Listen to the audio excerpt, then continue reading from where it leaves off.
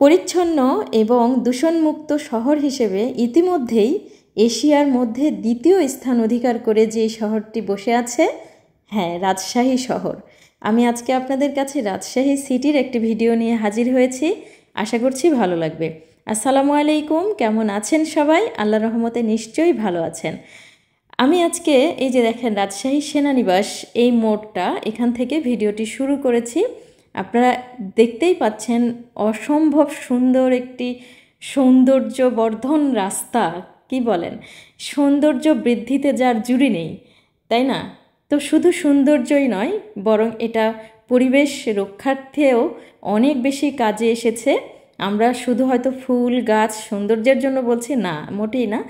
রীতিমতো এটা অনেক স্বাস্থ্যকর একটা ভূমিকা পালন করেছে। বায়ু দূষণের ক্ষেত্রে বা অক্সিজেন নিয়ন্ত্রণের ক্ষেত্রে যেই ভারসাম্যটার রক্ষা করতে হয়, রাজশাহী শহর কিন্তু সেটাকে রক্ষা করতে পেরেছে।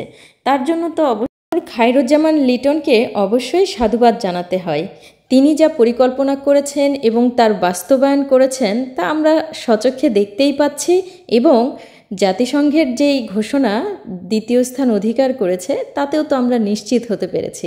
তো যাই হোক, এই যে সৌন্দর্যগুলো দেখছেন, মাশাআল্লাহ, কি বলবো, এটা তো ভিডিওতে দেখছেন, খালি চোখে দেখা আরও অসম্ভব সুন্দর। যারা স্বচক্ষে দেখেছেন, যারা এই শহর ভ্রমণ করেছেন, এই শহরে এসেছেন, থেকেছেন, তারা তো অবশ্যই জানেন সবুজে সবুজময় একদম, কি বলবো, নদী, পার্ক বা এই যে রাস্তায় যে লাইটের যে ব্যবস্থা, এগুলো দেখে মনোমুগ্ধ হওয়ার ছাড়া কোনো উপায় থাকে না, মুগ্ধ হতেই হবে, তাই না? তো যাই হোক, আমি অলরেডি কিন্তু রেল স্টেশন পার হচ্ছি। হ্যাঁ, রেল স্টেশন পার হয়ে এই যে দেখেন একদম স্টেশনটা পার হচ্ছি। স্টেশন পার হয়ে যে রাস্তাটা সোজা নাটোরের দিকে গিয়েছে, আমি সেই রাস্তা ধরে যাচ্ছি, অর্থাৎ আমি রাজশাহী থেকে নাটোরেই যাচ্ছি। তো নাটোরে যাওয়ার পথে এই ভিডিওটা করেছি। তো এই যে এটা বাস স্ট্যান্ড এবং রেল স্টেশন কিন্তু একদম একই সাথে, একই জায়গায়, একই ভেন্যুতে বলা যায়। তো যাই হোক, রাজশাহী শহর নিয়ে আর একটু দু একটা কথা বলি।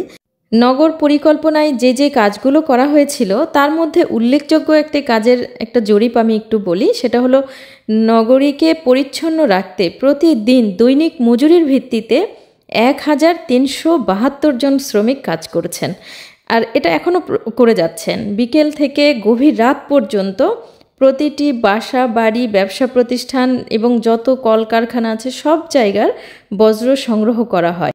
পরিষ্কার পরিচ্ছন্ন রাখতে যা যা করণীয়, এরকম সব ভূমিকাগুলোই কিন্তু মোটামুটি পালন করা হয়েছে, বা সেই পরিকল্পনা অনুযায়ী আজও কাজ চলছে। এমন না যে কিছুদিন করা হয়েছে তারপর আর হচ্ছে না। এমনকি দেখেন এই গাছের যে সমারোহগুলো দেখছেন, বন বিভাগের যে ভূমিকাটা, রাস্তার মাঝখান দিয়ে গাছ, দুপাশে যেই অবস্থানগুলো দেখছেন, সব জায়গায় গাছের পর্যাপ্ততা থাকাই কিন্তু এই শহরের বায়ু দূষণের ভারসাম্যটা যেভাবে রক্ষা পেয়েছে, অন্য শহরগুলোতে এই পরিকল্পনা না থাকার কারণে এই শহরের মতো কিন্তু উন্নত হলো না।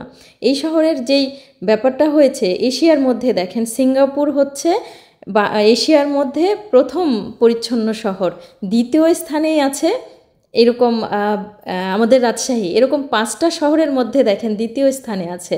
তো যাই হোক, এখন আমার ভিডিওতে একটু আসি, যে আমার ভিডিও এই যে এই জায়গাটা দেখতে পাচ্ছেন, এই জায়গাটার নাম হচ্ছে ভদ্রা মোড়। এই ভদ্রা মোড় থেকে আমরা আবার যাচ্ছি। মোটামুটি আমি এভাবে একটু ভিডিও করেছি দেখার জন্য, যারা হয়তো অনেকেই একদমই রাজশাহী শহরকে কখনোই দেখেননি, শুধু শুনেছেন, তারা হয়তো আরও বুঝতে পারবেন। আর এই যে লাইটগুলো দেখছেন, ও অসাধারণ। রাতের ভিডিওতে তো আরও মারাত্মক লাগবে। রাতের একটি ভিডিও আছে, মাশাল্লাহ, আশা করছি হয়তো পরে দেব। তো এই যে এই রাস্তাটা একদম ইউনিভার্সিটি, অর্থাৎ রাজশাহী বিশ্ববিদ্যালয় হয়ে যেই একদম নাটোরে চলে গিয়েছে বাইপাস যে রাস্তাটা, সেই রাস্তা ধরে যাচ্ছি আমরা। তো এই এলাকাগুলো তো আরও সুন্দর, পদ্মা পার বা পদ্মার আশেপাশে এই জায়গাগুলো, পদ্মার পার থেকে পদ্মা এরিয়া থেকে, পদ্মার নদীর যেই তীরবর্তী যেই এলাকাগুলো, সেখান থেকে এইদিকে কিছু অংশ আছে। সত্যি বলতে, যেখানে ঢাকা বাংলাদেশের নয়, শুধু পুরো পৃথিবীর মধ্যে সবচাইতে দূষণযুক্ত শহর হিসেবে খ্যাতি অর্জন করছে, সেখানে রাজশাহী আমাদেরকে স্বস্তি দিচ্ছে। এ কথাটা আর বলতে বাকি রাখে না।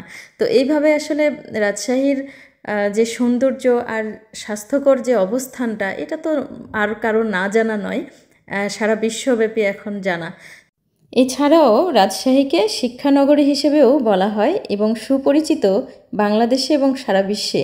শিক্ষানগরী রাজশাহীর যে শিক্ষা ব্যবস্থা, কেন শিক্ষানগরী বলা হয়, এই ব্যাপারগুলো নিয়েও আমি আরেকটি ভিডিওতে নিয়ে আসবো। আজকে এই ভিডিওটা প্রায় শেষ পর্যায়ে চলে এসেছি, আর বড় করছি না।